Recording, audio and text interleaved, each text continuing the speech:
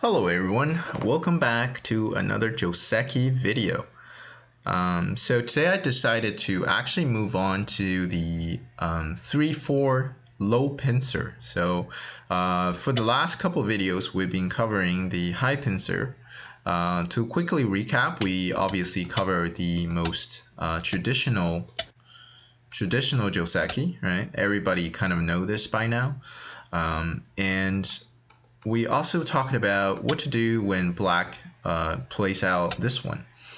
And we said the correct move, or the very, very awesome move that I recommend to all my viewers to descend at D18. And then always remember that you crawl, so you have 4 stones on the third line, and then you tanuki and do something else on the board. So this is a very nice defense by white. Very clear amount of territory, and then a sente, and then league on both sides. So very nice defense. We obviously also talked about the low, one space low pincer.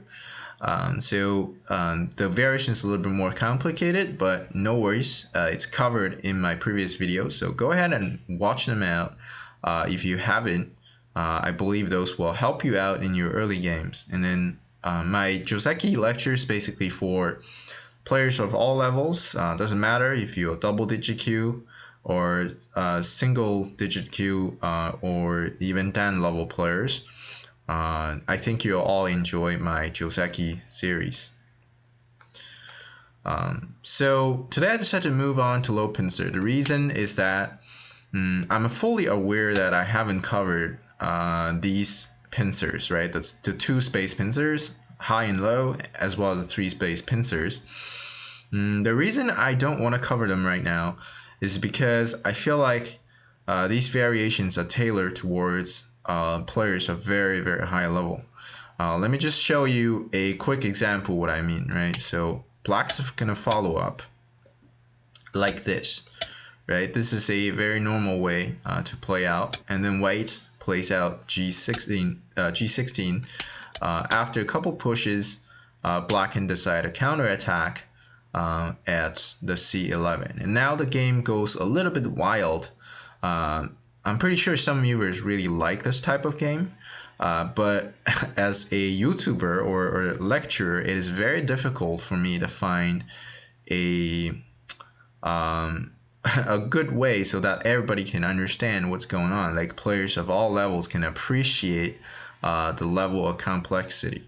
So, but in case you really do want me to talk about some of these variations, you can comment below the video and let me know, and then maybe I can quickly put those in my trick videos or in some other playlist. And if you subscribe to my channel, you'll get a notification when those things come out.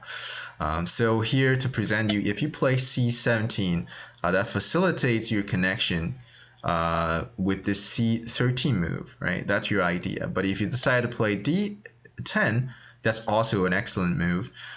Your idea is more aiming at the value of this approach at C6. But the fighting going on over here is really wild. It really depends on your rank, on your skills, on your reading skills, and probably on your performance in the actual game or tournament. So I hope that's very clear as to the reason I don't cover these. Also, like things like this, right? Whenever you play this, white goes for this one, and you kind of forced to descend at C15, right? If you just ladder, this is a terrible outcome for black actually, right? Because white is very comfortable with the territory, and we can tell this F16 stone is very, very inefficient. But if you're forced to descend, then black can also descend, and this becomes a very, very complicated game. So I don't want to cover those, but you guys can definitely go ahead and study if you are interested with an AI software, or look into some of the professional games where these happened, and then you can probably forge your own secret weapon So that's a little bit of side talk. Today we'll jump right onto the right topic, and then that is to play the low pincer.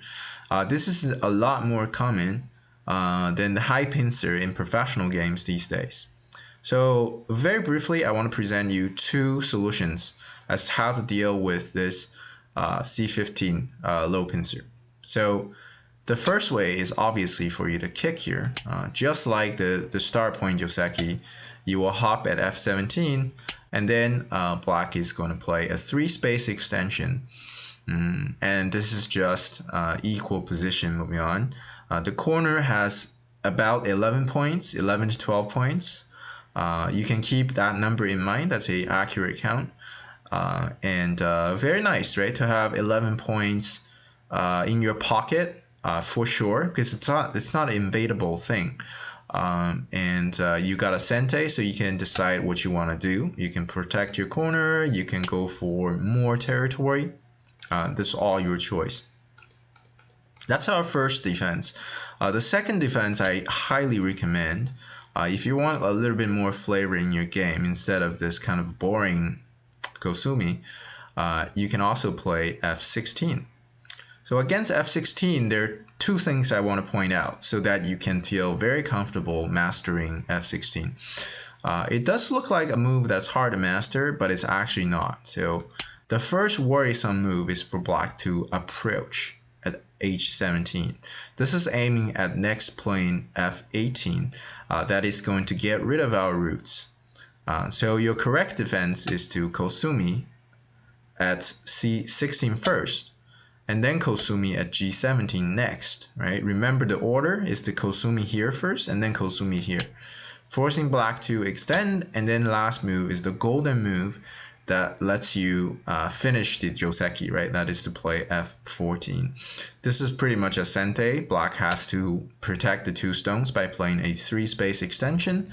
Not only white has the corner, but also has a beautiful stone on the outside. That's gonna have a say of the center.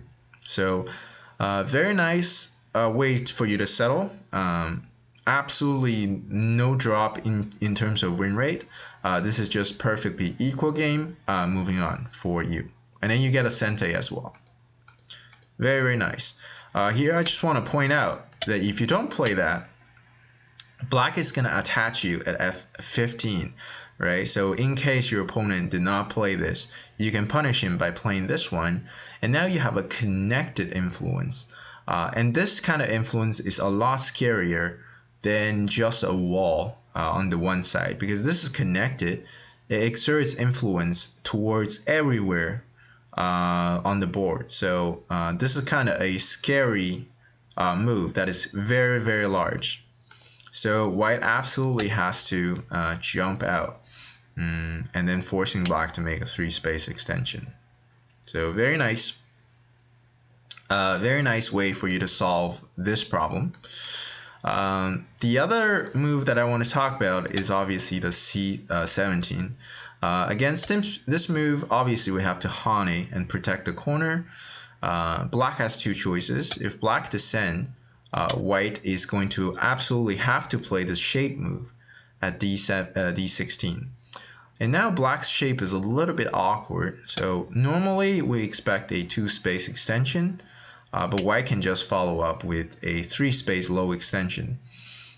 So this position is already slightly better for white. First of all, we can tell that white's territory seems a lot larger than black's territory.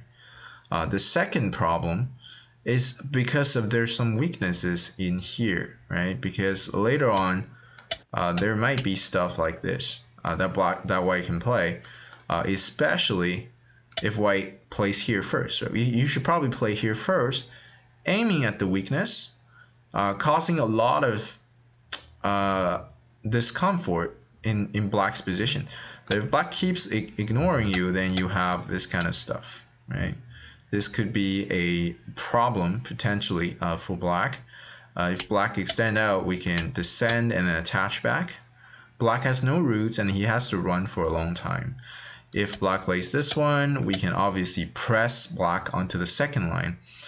which is also very pleasant, right? In some cases, we can even think about trying to get rid of black's roots and then start a very fierce attack. So black's formation has a lot of deficiencies, and it's not easy to fix, right? If black actually spends a move to fix like this, it's very inefficient. So this is a better position for white. Black's other possibility is to play d16, and here I want you to absolutely erase this retreating move from your mind, right? You really don't want to play this e17, like really not. The correct move is for you to Atari at b17. This is the better move. So here, black does not want to fight the ko because there's no ko threat. Black needs the Atari, and then black needs the Atari at d18. White's gonna connect, and then black has to connect, and then white cuts at d15. Very important for you to cut here. When black plays this one, we can just extend out, and this is a very good position for white. So if black pushes, we can just keep going. This is very comfortable territory. If black goes like this, we can, we can maybe turn here and just go for Tanuki or something. And this stone is very much controlled. It's very hard for him to drag it out. So this is a better position for white, right? Because black dragging out and fight is going to be very difficult. White can press this group first and then press this group. This is very difficult for black. If you keep going and connect, white can start attacking from this direction. Sorry, white needs to make a life first. Forcing, white needs to make a life. So forcing black to, get out in some fashion, and then we can start attacking these three guys. So this is a very difficult situation for black, actually.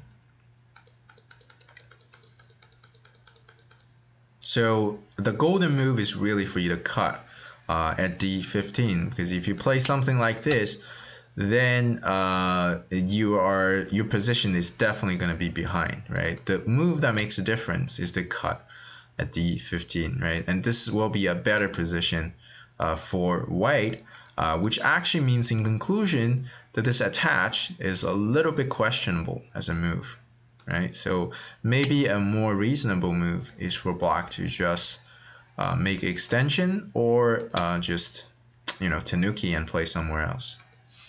So we look at the good ways that you can defend against h17 and attach at c17. So very nice two methods that I recommend to every single one of my viewers.